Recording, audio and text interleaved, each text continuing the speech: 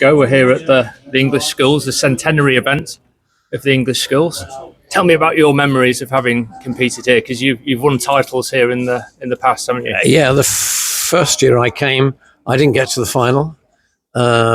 Second year, I got to the final and came fifth, and then third, and then I won it for the last 2 years. Oh, okay.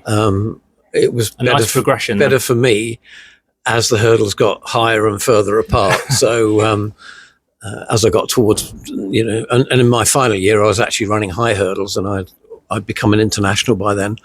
And of course, the hurdles here are 3'3", and coming down off the hurdles was a bit tricky because that 3 inches makes a lot of difference to the speed that you hit the ground. But managed to adapt and set a championship record then that I think John Ridgeon went on and broke. Oh, okay. A few years later.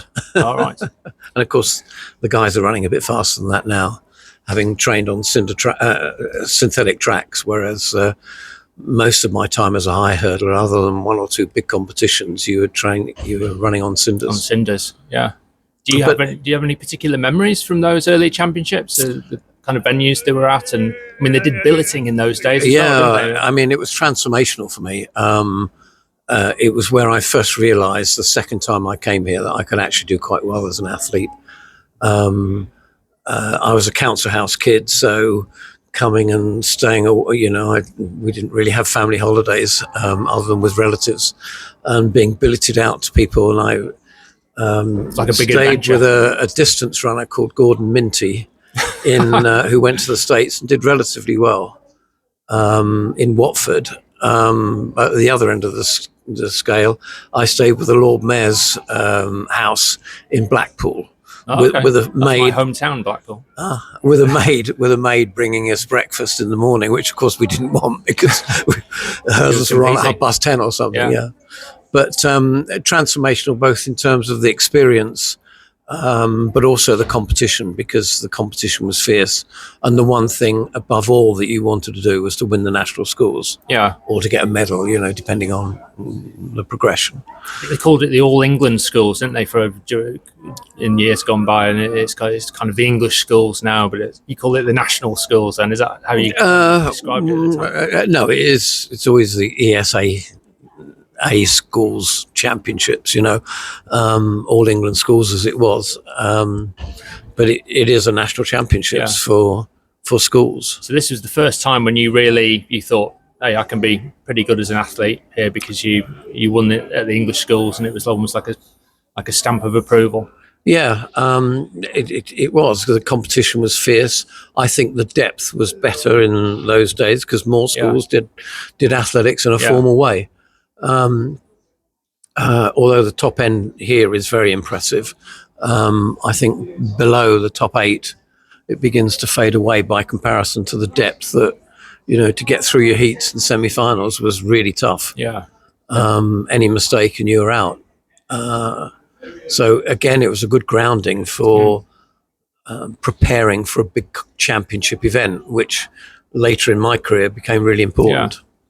And it's an amazing event as well, isn't it? With the sheer number of events that are on, and the athletes that are involved. I think there's something like 2,000 athletes here, and everything's goes like clockwork, and a huge number of officials involved. Absolutely. I mean, it's an event that the then, chief executive of World Athlete, or IAAF as it was in those days, I brought his daughter here about 20 years ago to one of these events, and when she took the program back, he couldn't believe that you could run a meet like that. And I mean, he'd done the World Championships and everything below that. It is just an amazing event, and deserves more profile, deserves a big sponsor, deserves some coverage on television and in the media, but fortunately, easier said than done. Athletics Weekly is here. I've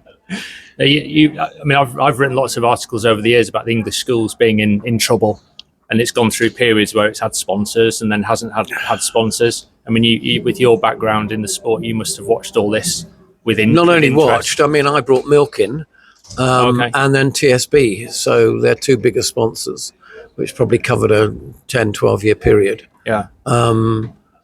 And it's just tragic that they're not, they're now not, that they don't have a decent sponsor. And they can't afford to do the development work, because this is the pathway to the international team. And my view is that every one of these kids should be communicated with on a regular basis, which of course is quite possible now. Yeah. And that every 3 months on a regional basis they should be got together, made to feel important, made to feel that the sport of athletics through England and through UKA are right behind them. Yeah. And I think... You mean having kind of young athlete get-togethers, like training weekends, absolutely, and things like that? Absolutely. And, training in squads where you're running with other people who are at a similar sort of level. That's where you get the belief that you can become a great athlete. Yeah. And I don't think enough of that is going on, and that's the gap between the people that could make it and the people who do still find their way to the top. Yeah. But we should have more of them. Yeah. Well, that's maybe a bit of advice for organisers in the sport. But what would your advice be for the young athletes, the athletes here competing this weekend? Some of whom will go on to make the highest level. Lots won't, but they'll still have great memories for life. Firstly, stick at it, because it's a great sport, and you meet lots of interesting and great people that you stay in touch with through the rest of your life. I think it makes a lot of difference to your educational and work opportunities, because people and businesses respect the discipline that goes into becoming a serious sports person. It's just great. Look, it's 30 degrees here, the sun's shining. To get out there and stretch your body, it's just fantastic. So my advice is, stick at it, even on the grim days in November when it's pouring with rain. Just make the most of it. And as a former winner, you must be looking forward to the parade this weekend as well, where they've got all these ex-champions out to kind of rub shoulders with. It's lovely to come here and see Sonia Lanneman again, and Dalton Grant, and Denise Lewis, and everybody. It's great to see everybody. It'll be great to see John Ridgeon present the plaque, which is very much deserved. Yeah, this is a World Athletics Heritage plaque, isn't it? Which is very, very well deserved. Absolutely, because it's made a major contribution to the sport over many years. Goes back further than AW even. 1925. Must make it very old. Because AW was my Bible when I was a young athlete at these schools championships. Only 45, so the English schools goes back 20 years before that. Right, yeah. But I remember, I used to wait to be able to have it delivered on Friday mornings and scour through it on the way to school, whatever. Excellent. Okay, well, thanks very much for your time, Alan. None